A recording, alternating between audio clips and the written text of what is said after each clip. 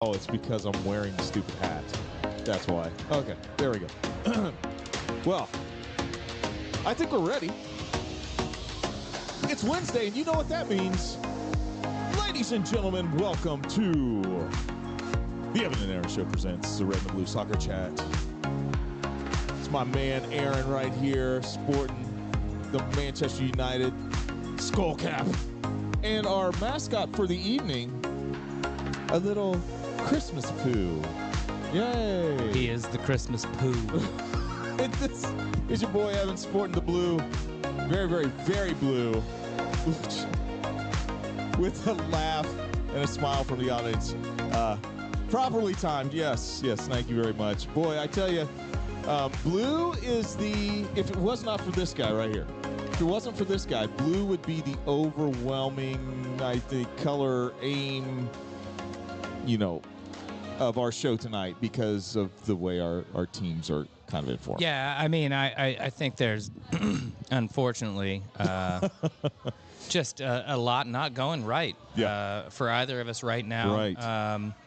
And I know the pundits want to make it seem very simple and easy to address, and if that were the case, neither of us would have gone through how many managers in the last few years. So a little frustrating to hear that kind of talk, and especially when you try to put it in its proper context. Fergie, considered the best manager in English Premier League history for the most part. Pep and Klopp are entering the discussion. Well, I'll say Pep's entering the discussion. I think Klopp is a top manager, but you got to win the trophies. Right. But I mean, I'm not trying to disparage. I'm saying Fergie needed time. Klopp needed time. Pep didn't need time, quite so much time, because there was an infrastructure and a lot of money in place. But he still had to come in and do the damn thing. The criticism of Pep, meaning Barcelona, Bayern, Manchester City. It's you went from billionaire, state-sponsored billionaire. But I guess the point is, I believe we need patience. Yes. And there's going to be some overlap here because we played against each other halfway through this, and we weren't able to do the Red and Blue Soccer Chat Derby watch party, which we would have loved to do, but it fell in the middle of the week, and unfortunately my job definitely way got in the way. But it's part of it, and maybe for the best, because on second watch, despite a victory that my club needed, I think your club contributed to it, not by playing poorly, but by choosing a tactical system that kind of played into our hands, especially when at Old Trafford. So let's talk about what you've seen over these last few games. We started the month. You got a victory over Brighton Hove, but it was a little too hard fought because you still had Conor Gallagher get sent off. Yes. And they scored late to make it 3-2, and it was a little nervy. It was nervy. I want to rewind something real quick, though. As we go back, I think you're right. There's going to be a lot of overlap tonight. But let's just get this out on the table right now. To all the pundits / fake fans who are out there saying this phrase about either team, it might be time to look at Pochettino / Ten Hag. I first of all, I say, and I think I'm speaking for you, so if I'm wrong, let me know. I say, with all due respect, no. And also, hell no. That is not the direction we need to be looking right now, because when it comes down to it, you're talking about two coaches who have proven themselves in the Premier League, who know how to win. Part of it comes down to player execution. It just does. Ten Hag cannot get out there and play midfield. He can't. Pochettino is not going to be able to, take the strike from the box. He's just not. It's the players. And so I just want to take a little bit of heat, not all, because you signed up for that job, guys. I want to take a little bit of the heat off of our managers. This is a long process, man. You know this. Like rebuilding a team, not just a quick rebuild, but rebuilding a team to where it was in it. In some of its latest early glory days. That takes time. That takes time. It just does. You see, once again, American equivalent. How the Cardinals they built really fast, and now look at them. They're literally falling apart because they did not take the time to build and incorporate. And I don't think it's as important in American football as it is in football. But I think that the time needs to be there for both of these clubs, and it's not the time to start looking at the managers yet. Well, I'm in agreement, but I also have to acknowledge what sort of the zeitgeist says about all this stuff. And it's very quick to sack managers and things of that nature, but I think you have to look at the bigger picture and see what's going on with both clubs. And there's a lot of overlap. There are a lot of similarities. Sure. I think for Manchester United, obviously the Glazers have become a cancer. Oh. I don't know them as guys, individual people, and I don't know. We're not privy to some of those back office conversations, but the reality is that they bought this club in the early 2000s, and they have invested in players when forced to, but they've not invested in the infrastructure. They've not invested into the administrative infrastructure in the way that they need to. Sure. And that seems to be a common criticism. Obviously, Ronaldo famously had his criticisms. Zlatan has had his criticisms. These should be taken into account. And the fact that, let's face it, Manchester United have had a succession of managers. I mean, if somebody told you that a club, didn't tell you the club, yeah, but a club over the course of a period of time was going to have David Moyes, who is now having some success with West Ham. They just won the Europa Conference League last year, and they're in the top half of the table in the Premier League, I believe. They're doing pretty well now. Then Louis van Gaal, then Jose Mourinho, and then Erik ten Hag, who had success with Ajax. If you told somebody they were going to have that succession of managers at a club, they'd say, how many trophies did we win, and how many decades did this span? Yeah, right. And the reality is, we've had these guys all within the last just over a decade. Mm-hmm. None of them lasted more than 3 years. Nope. And we've also ruined other people in between. Ole Gunnar Solskjaer was a little maybe raw for the job at the time, but they had success. And he could have been in a position for success. And I'll transfer that over to what's gone on at Chelsea. Todd Boehly has come in. Yes. And I think there was a lot of optimism about that. The Roman Abramovich era was full of success. We can talk about some of the ancillary things off the field and what that means in another conversations, but he made sure the product on the field was going to be successful. Yeah. Todd Boehly has come in with an attitude and an approach that hasn't been successful, and I think that needs to be acknowledged in the same way that the Glazers haven't done it. And I don't want to be sitting here. Well, I do want to be sitting here 10 years from now having this conversation with you all. Right. Hopefully with a much bigger studio and a sponsorship, much bigger paycheck. There you go. But the reality is, maybe Todd Boehly is the Glazers in the early 2000s without the same level of inherent infrastructure, because Fergie created something at Manchester United that almost transcended whatever ownership was going to do. And you almost had to do what he was going to say. Yes, and I think you have something there. I want to take a lot of heat for this. There's so much. Go for it. Go for it. I believe, as a Chelsea fan,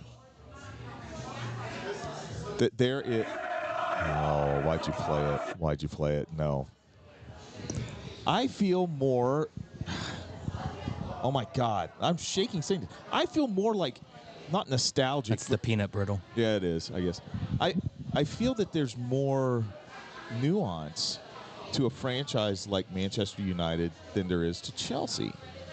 Yes. And I can't quite put my finger. And I know I'm going to take shit for this. I am through and through. I'm just acknowledging the fact that this is a franchise that is very different, has a very different fan base, but has a very, very loyal and have been there, done that fan base. Yeah. And in Chelsea, guys, we've had a lot of success relatively quick. I mean, we've had a lot of success, and then boom, we run into this. So, the history for me is there.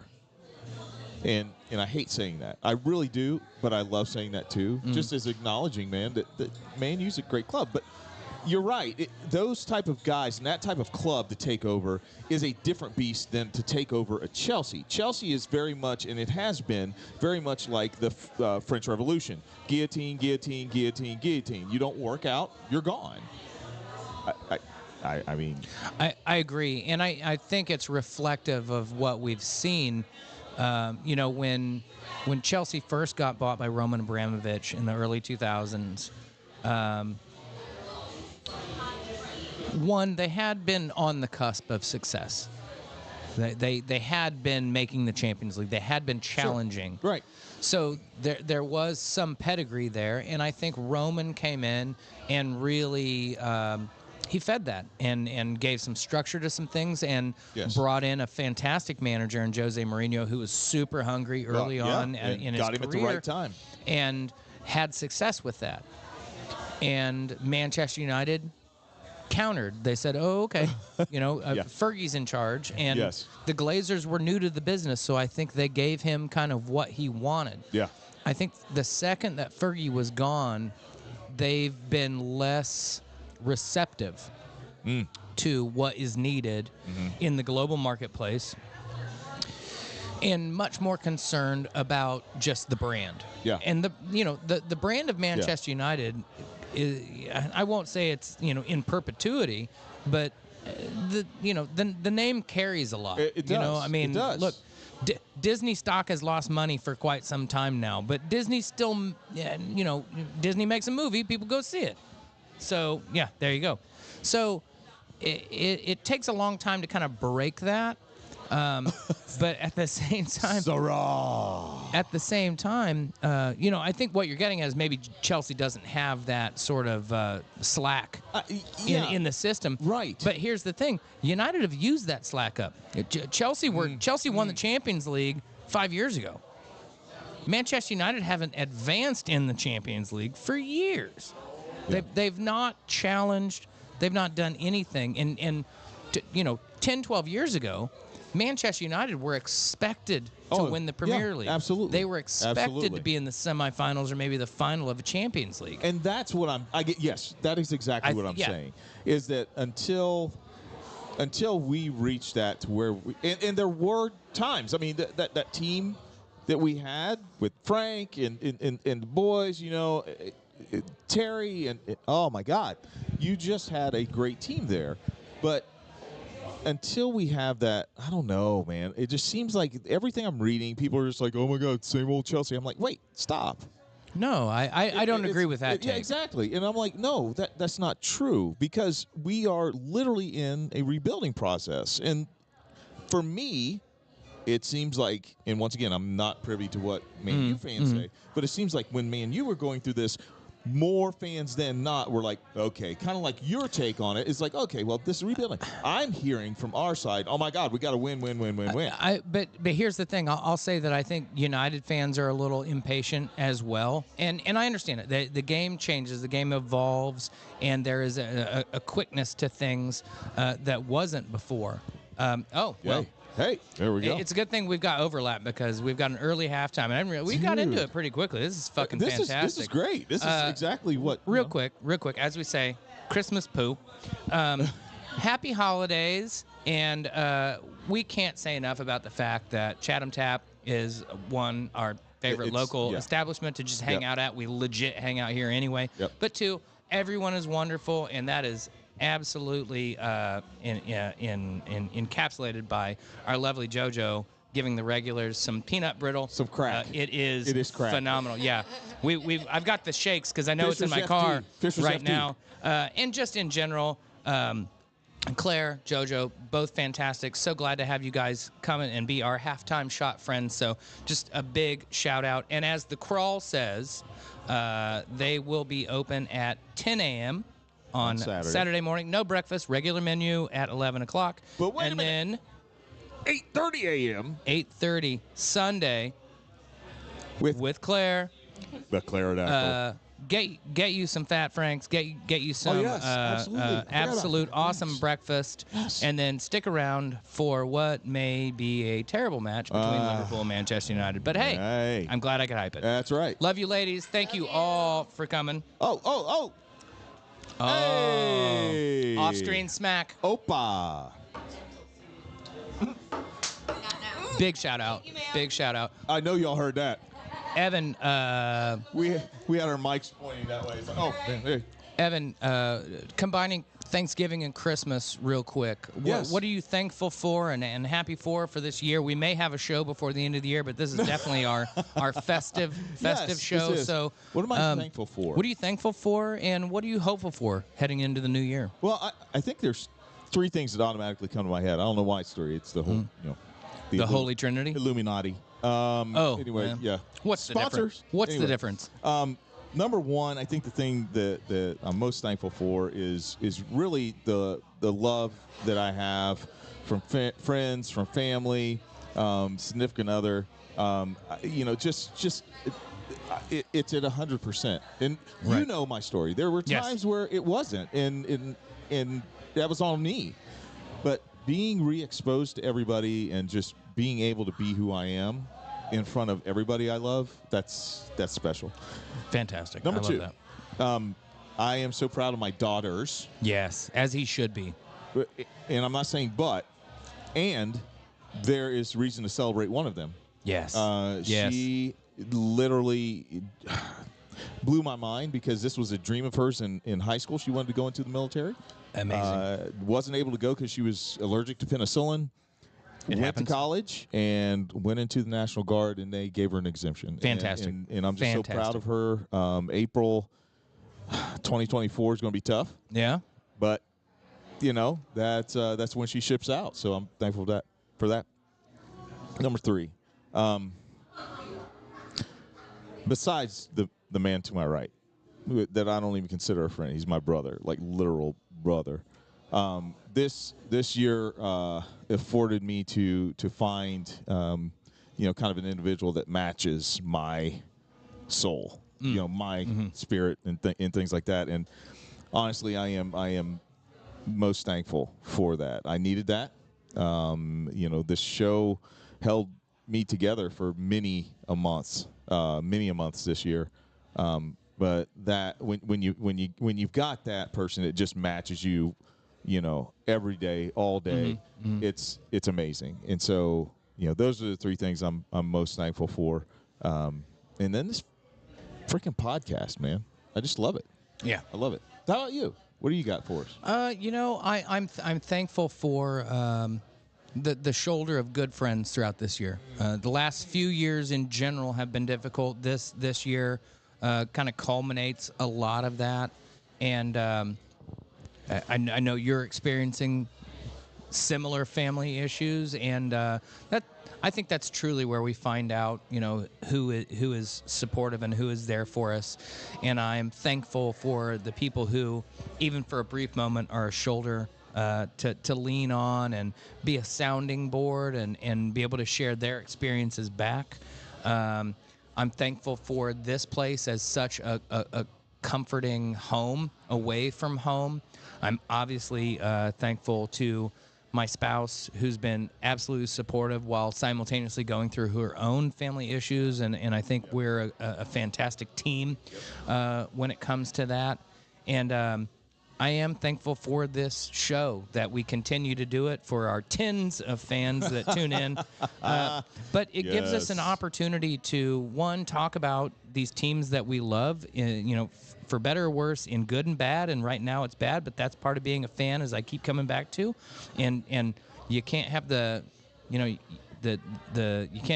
sweet without the bitter, as they say. So I just love and appreciate, and anybody who's listening out there, I want to say thank you as well. I see the analytics. I see that we've got followers. I see that we've got people tuning in. By the way, we are now on Apple iTunes, if that makes any difference, or if it makes difference to your friends, because I got some friends who are like, I don't have Spotify. Yeah, exactly. What do I do? And I'm like, well, I apparently need to figure out how to get us on Apple. Thank you, man. And I did. We've taken care of that. So we should be on a platform near you. But I tell you what I would love the most is to have some people come in, enjoy the Derby watch party with us, come in and enjoy the show. I love it when our good friend of the pod, Io, calls in and gives us his thoughts on both Chelsea and the international women's game, because that is not a blind spot, but definitely we're not as up on it, and he gives us a lot of details for that, and just the entire soccer community. So I'm going to stop rambling and just say thank you all, and we appreciate it, and I'm looking forward to doing more of this in the new year. You know, I have a question for you. Like, yes. This is for you guys. You guys get the applause because you're awesome. Dude, I feel like I don't know. I piss you off on this thing more than anything. Why would you say that? Why would you say that? Because I think we're getting ready to talk about...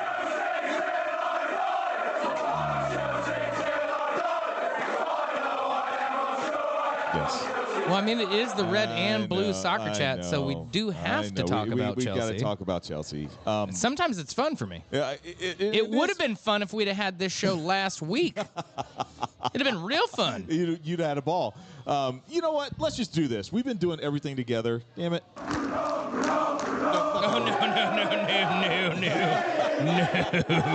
That's why he controls the board, ladies and gentlemen. And I wish I could finish that, but I don't think we can talk shit about City now either, even though they're not playing great either. So let's play back and forth off of each other. Sure. Man. This Chelsea team has just... I will reiterate what I said last podcast. I am not going to throw in the towel on this team. No. I'm not. No. But I will say this. I'm starting to run the yellow flag up the pole. Okay, it's like okay, well, guys, we might be in a little trouble, and I just don't see the production. I just don't see the production out of this Chelsea team. They controlled 72% of the ball in this in the Everton match. Yeah, they controlled 67% in the midfield and up. 67%.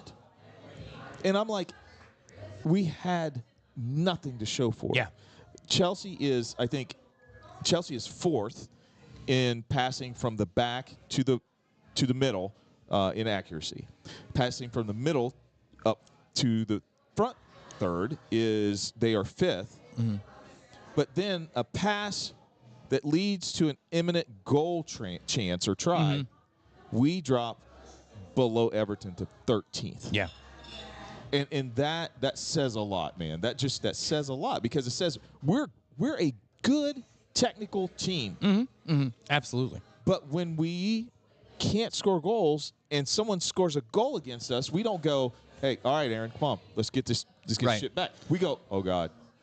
Well, he's going to score. Yet again, I think we have similar issues because I look at our match against Bournemouth and the possession, especially for a 3-0 match at home, is ridiculous. We have very similar problems up to a point. And then the real issue becomes super obvious. Oh, yes. If Rasmus Højlund played for Chelsea, he'd have 10 goals by now. Yes. Because Chelsea are actually creating goal-scoring opportunities. Tons. Manchester United thrash people from front to back and then don't actually create a goal-scoring opportunity and then leave themselves, and this is where we go back to the overlap, both teams leave themselves so exposed. Oh, my God. Because of how they played. And this is where, the discussion of that we can't trust. Well, we look at what happened between our teams last week, and it could have been 4-1 United it could at have halftime. Been easily. Well, that match should have ended 6-1. It really could have. 6-2, whatever. But then you look at some of the chances and the way this game played out, and Chelsea had opportunities as well, because neither one of these teams have the discipline between the lines and the composure and clinicality to do what needs to be done in the exact moment.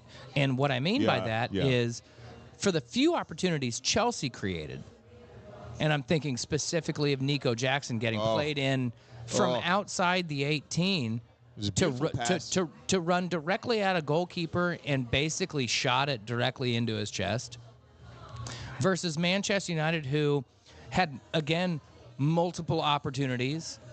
And in a vacuum, you want to say, hey, Scott McTominay had, he scored 2 goals, but he also had an opportunity, he had a double opportunity where he, I think he took a header, and then it came right back to him, and he hit the follow-up, both of them straight at the goalie.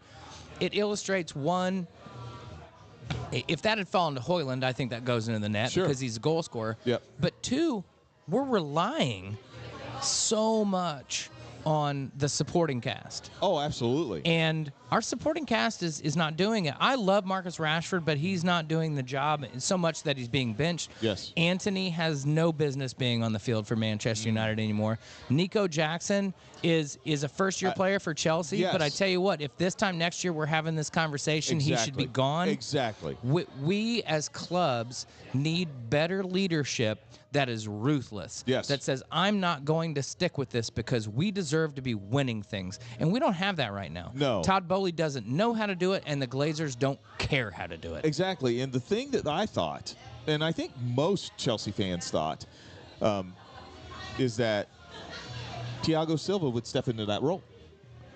And it just seems like he's hesitant to step in that role. Like, we need somebody right now to go up to Nico Jackson, and this is one thing. I don't know Nico Jackson, but I do know. Oh, as a captain. As a captain. Okay. Right. As a captain, and go one of 2 things, probably because of his personality. Go, get the ball in the back of the damn net. Yeah. Or, you know what, kid? That's all right. Let's fight another day. Let's go.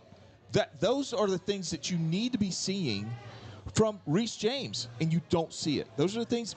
Conor Gallagher, when he passes it off, you don't see it. Unfortunately, Reece James' hamstring is as twangy as a bad banjo nowadays. Yeah, and he's out. That doesn't change the fact that he's the leader of the team and what they should be affecting in the locker room. There's one thing to be said about, and I know you're supposed to pick the leader to be the captain. There's one thing, though, that if you have a captain that isn't the leader, and I think that Thiago Silva, if he would just step in that role and do the whole Roy Kent thing, even though Roy Kent was the captain, but he wasn't captain at sometimes. I think they need to do the Roy Kent thing and just be like, look, in the locker room, you listen to me, damn it.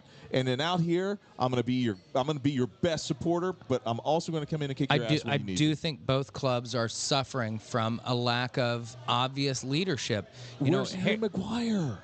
I've never thought Harry Maguire is a leader. I will give him credit for enduring what he's done in the last year, and he's had some really good performances. And in fact, he was named Player of the Month in the Premier League. Wow. He's really rejuvenated his career. It's unfortunate he got this injury at such an and I want to say this. He's been rejuvenated. He still isn't. He still should not be the first choice back for Manchester United with what Ten Hag wants to do. But he is available and he's doing what needs to be done. But the fact remains, we just don't have leadership in any position. No. Todd Bowley is he's not ready for it. The Glazers don't want it. No. Ten Hag wants it, but does not have the authority because he doesn't have the backing. I think Pochettino is probably in a similar situation. Spot, and there's no one in either locker room saying, as far as I can tell. And again, we're not privy. I'm not in the locker room after practice. I'm not in the locker room after these games. I don't know for sure. But I know that from my experience playing sports, the real leaders show up in practice. The real leaders show up in the locker room and right the ship. And this isn't happening. We're not seeing it. And as much as I know the buck stops with the manager and all that stuff, but we've both watched this happening with our clubs for the last couple of years. Yeah. But who's the leader? If you were going to walk into ManU's locker room and be like, who's the guy chewing ass after a bad game? I can't tell you who that is. True. But who is it in Chelsea's locker room? Well, I was going to say, does it fall on Pep to do that? I know there has to be a player that's like, but is it Pep that is so adamant about winning that when he chews your ass, you're like, oh, okay. Because right now... But you still got to have the players to win. Yeah, I know. I get it. Pep by himself doesn't win anything. And this is where the criticism of, well, Pep's inherited these fucking fantastic teams. No. It's true, but he still makes them win. Yes, exactly. I think the problem with both of our clubs is we don't have 15 guys that are ready to do whatever it takes and have the ability to do it. I think Scott McTominay would absolutely choke you for a win. Sure. He doesn't have the skill to do it. He's good. He's been very good for Scotland. But no one's talking about Scott McTominay as a world-class football player. I almost feel like, you're onto something there because I felt like this last match. Let me go back real quick because I want to make sure that I say this absolutely correctly. I think that the stat is correct in my... Yeah. Okay. This last match, there. Why in the world do we not have trust in 11 guys that we can just say, okay, get out there, do the job? Well, because once again, we start Broya. We start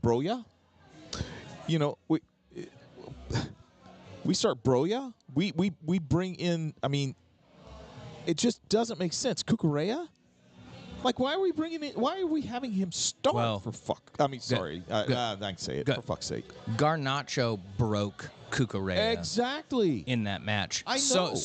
Which one? Why is he on the right side? Excellent. And secondly, he was so exposed that you brought in Reece James and risked him when very clearly he's an injury problem. He is just Cucurella is not built. Cucurella. He's just not. Look, Cucurella. Oh, this the. Yeah, there you go. Wow. Will we get sanctioned for this? Will we get canceled? No. Oh, okay, good. Awesome.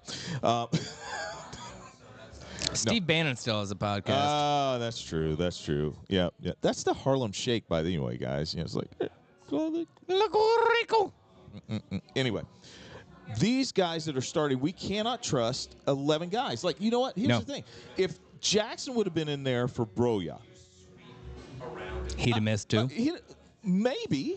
I mean, maybe, because there were a couple times where, like, pace was everything. Did you see him at the end of this match? He lost his shit. He did. And it's like... When Jordan Pickford is talking shit to you and making fun of you and going, nee. Yeah, you done fucked up, Aaron. You did, and that's a problem. But what I'm saying is that, and I'm not trying to be critical of Pochettino, but, bro, like... If you have something cooking, and even if the temperature drops a little bit, just put the lid back on it, keep everything in there, and let it get back up the temperature, man. It's like, these guys won't learn to play together if they're not playing together. Along those lines, and I absolutely appreciate that you look at the youth of Chelsea and what they potentially have available to them. You want to be attacking. You want to be on the front foot. But you know it's not quite there. Do you really show up at Old Trafford, even though United are in their own transitional period? Do you really show up at United and give them precisely what they want? You're going to play open and attacking against us where we want to play counterattack, and when we get it right, like, again, United should have had 4 goals in the first half. Oh, absolutely. And I would absolutely take any number of. I don't even think you need to be. I won't even take a striker. I think another playmaker. Throw me Paul Scholes into this current side, and guys would be scoring goals left and right because he'd be like, "Here's the last pass," and yet that's not what we do. This is what I think is, and I want your take on United, but this is what I think needs to happen. Are we saving transfer window discussion for that show? Okay. Yeah, let's. Darn it. Okay. Well, anyway, that's all. That's all I have for Chelsea. Did you have anything else for? Well, no, I think this has been a good back and forth and overlap because our clubs are in very similar situations. It's frustrating. I'm always going to be a fan. This is my club. This is who I chose for better or worse. And you know what? I got a good 20 years of kicking everybody's ass. Including which makes it all the more frustrating when it seems like I get if you own a club, you're not going to be like, well, I'm just going to sell because we aren't doing well. That's not how it works. No, that's not what being a business owner is. Right. But if your business isn't doing well, and again, you have to acknowledge that results on the field versus how many shirts you're selling. Yeah. And I think that's the problem is the Glazers are like, well, we're still selling shirts. We make money off this club. So what's the problem? Well, the problem is fans want trophies. Yes. Fans want care. Fans want to believe that you care about the club as much as they do. And even though that's a farce, no owner's going to care about the club in the same way that a coal worker in the doldrums does. That's... You have to recognize your role at the club, and the Glazers have never understood that. Yeah. And I think Todd Boehly has tried to bring something to Chelsea that hasn't translated well. No. And while what is needed is slightly different, the problem is the same, and it's the ownership and the leadership. It's top down, and if you fire Pochettino and we fire Ten Hag, 10 months from now, we're going to be having the exact same conversation because the people helping them out, leading them, aren't doing what they're supposed to do. That's it. And so, ladies and gentlemen, we are now at the Hey Aaron segment of the show. Wait, hold on. Oh. I do want to toss in this. I have to say, it's not USA, I saw you. but it is USA related. I want to give a big shout out. IU and Notre Dame faced off in the quarterfinals of the NCAA College Cup. And yet again, IU went down on penalties, but it was because Notre Dame's goalkeeper was just phenomenal, made some tremendous saves. Notre Dame went on to knock out Oregon State in the Final Four, and then ran into Clemson, and just it wasn't enough. But I want to say huge congrats to our young lads in Indiana, IU and Notre Dame. Marion North. Really great performances to get here. I know it's a disappointment, but you deserve to be celebrated. Cheers, lads. Great job. Cheers. And hopefully next year you can get right back to the same spot and take it one step further. So congrats to the Hoosiers and the Leprechauns for what they accomplished this year. There you go. Excellent. All right. So now, it is the Hey Aaron segment. There's our wonderful drunk crowd. There's the drunk crowd. Yes, that's awesome. It's Christmas time.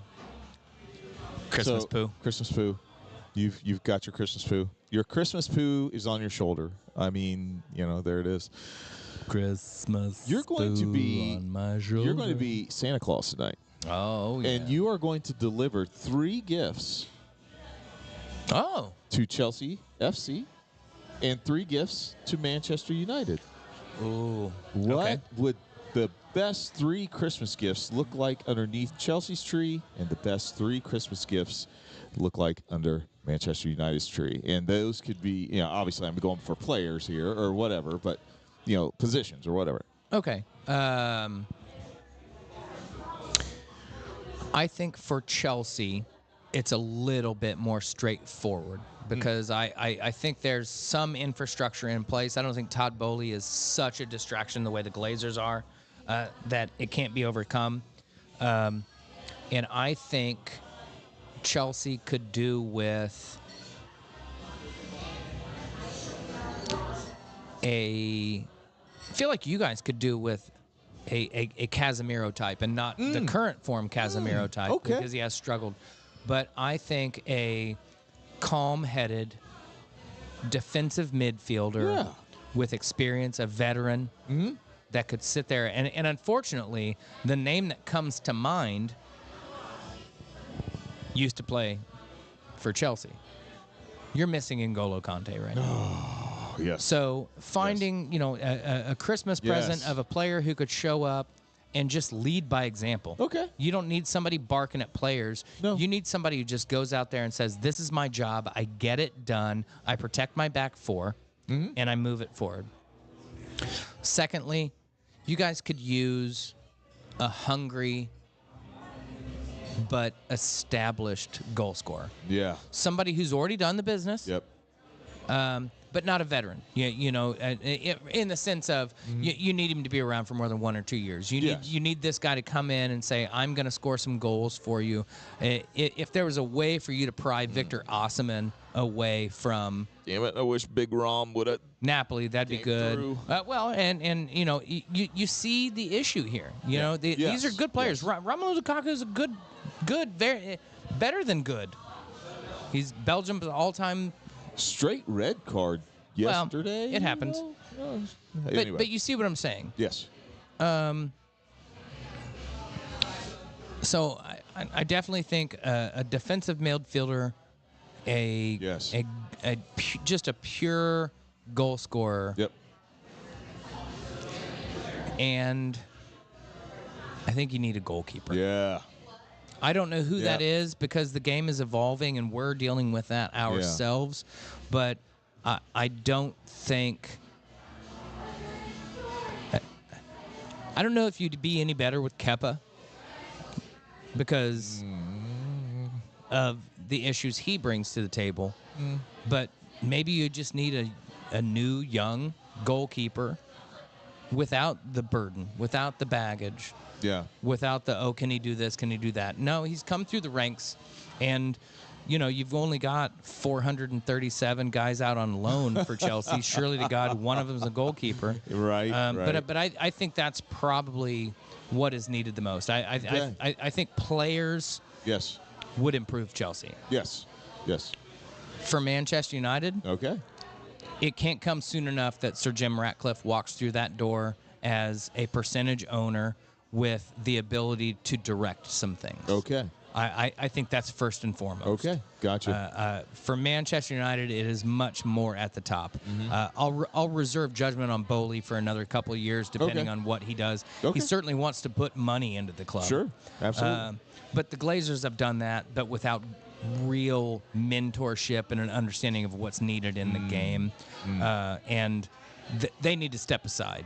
And if they got, are you saying like totally step aside, or well, that would be ideal, but that's not what's in the works. Okay. Sir Jim Ratcliffe is taking 25% ownership, but he's taking over control of directing the football operations. That's really good. So I think him coming in and being able to put his stamp on things could be beneficial. Let's hope so. I mean, Ineos owns other clubs, and they are successful. Okay. So I think there's the potential for that.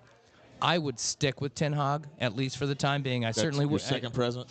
No, that's not a the president. First president. Okay. I think in the January transfer window, finding a veteran player who you may not even be here 18 months from now, but a veteran who understands what's needed to right the ship and be calm and control the locker room and say these leaks are not going to be tolerated. These bullshit performances aren't going to be tolerated.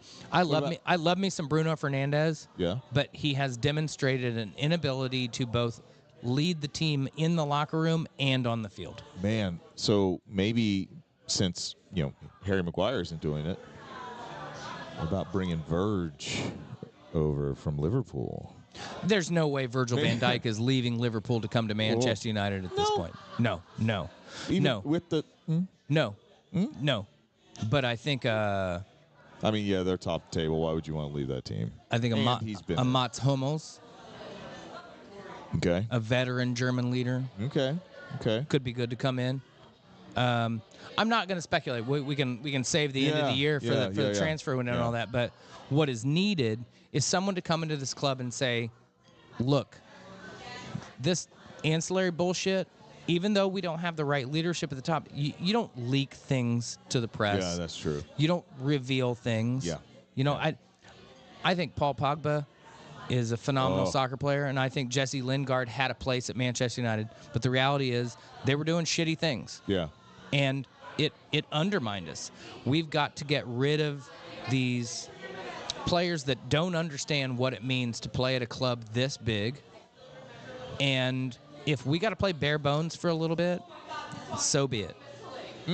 And then finally, go out and find Alejandro Garnacho for the right wing. Ooh. Go find some 17-year-old kid that's just kicking some ass and say, you know what? We're going to stand by you. We're going to give you... And his name might be Facundo Pellistri, and we already fucking have him. Wow. But we have persisted with players that are not performing, not giving us what we need. Jadon Sancho, Antony, several of these players are just not cutting it, and Manchester United needs to ask Santa to bring him some serious presence in these positions. There you go, ladies and gentlemen. That's our Hey Aaron segment for tonight. Well done, my friend. Well done. Thank you for the gifts. We appreciate that. And that brings us to, we're still going to hit the gram. That brings us to the end of our show. You hope. Yeah, hope, maybe. I don't know how long you're going to go. Anyway, and it's our Aaron's final thoughts. So, ladies and gentlemen, thank you for joining us tonight. It was a different little format, man. We just kind of... A little bit, yeah, just a little riffing. Might need to do this a little bit more. Do a little more. But anyway, Aaron, what do you got for us tonight, man? Here's what I got for you, folks. And this is a little throwback, as we do from time to time, to the original Evan and Aaron show. There's some turmoil going on right now. There's some bullshit happening in this country. And we have witnessed in real time the betrayal of what politicians say and what politicians do. And we have made a martyr. She's not dead. I don't want to use that term, but we've made a martyr metaphorically out of a woman who wanted no position. She did not want this notoriety. She did not want to do this. But nature and reality said this is what's happening. And this is happening right in front of our eyes, folks. And the reality on the ground is that if he and I don't stand up and say this, and not on behalf of, but in solidarity with women everywhere who are just asking to be treated with respect and integrity and given the same opportunities as other people, then nothing will change. We have to be the catalyst. We have to step up and say, you know what? I understand where you're coming from, but the way you've gone about this is just wrong. And by the way, you fucking lied. You lied. This isn't a woman who said, I got pregnant and now I want to have an abortion just for birth control. This was a woman who's actually pro-life and wanted no part of this and has been faced with the most horrific decision in her entire life. To learn this information and have to make these decisions, and then to have a whole bunch of dudes who have literally no experience whatsoever, no understanding, very clearly no understanding of female biology, and no understanding of what it means to honor your constituency, to look after the people who voted you into this office, and who said, hey, there are exceptions to the rule. There are no absolutes. We've failed. We've absolutely failed. And I will say it time and time and time again that if you can't speak up for those who don't have a voice or whose voice is not given the same credit as yours and the same volume as yours, then you need to evaluate yourself. And I'm going to say right now, right here, the two of us are prepared to stand side by side and help elevate the voices of those who need it when they are absolutely up against it in these times. We can do better. We are better than this. I have the utmost faith in this country, and I love it so much that, much like James Baldwin says, I will completely criticize it until we meet the ideals that we set down on a piece of paper 200 and some years ago. Thank you for tuning in. I love you all, and we're going to keep doing this until somebody says we can't. Damn. Well, you cannot legislate morality. No. You can't do it. You can't do it. Man, thank you so much for that. I love this, man. Never ceases to amaze me. Every Wednesday night, guys, it's just awesome knowing we're here. We're not here every Wednesday night. It's every other Wednesday night we are here. Come see us. At least listen to us. How about tune in and we'll be here every Wednesday night? You might make us a daily show. Hey, there you go. And we have the content to back that up. So go back and listen to us. Guys, listen, we love you. Thank you so much for listening in. All of our friends out there with all the wonderful smiles and everything like that. Thank you. Guys, we appreciate you. Hashtag say gay. Hashtag Black People Vote. We out.